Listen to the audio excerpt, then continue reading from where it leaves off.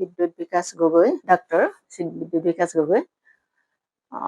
সি এতিয়া বৰ্তমান আহমেদাবাদৰ PJ কলেজত সি DM কৰি আছে।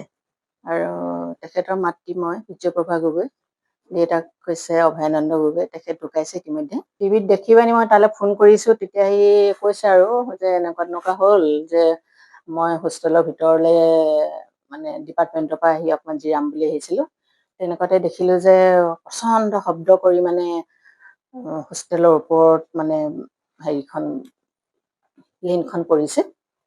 তাৰপিছতে মই ওলাই গ'লোঁ। ওলাই দেখিছোঁ যে প্ৰচণ্ড ধোঁৱা, গোটেই চাৰিওফালে মানে ধোঁৱাৰে ঘেৰি ধৰিছে। তাৰপিছত মই দৌৰি মানে ওলাই আহিলোঁ তাৰ পৰা, এনেকৈ বুলি কৈছে আৰু সি।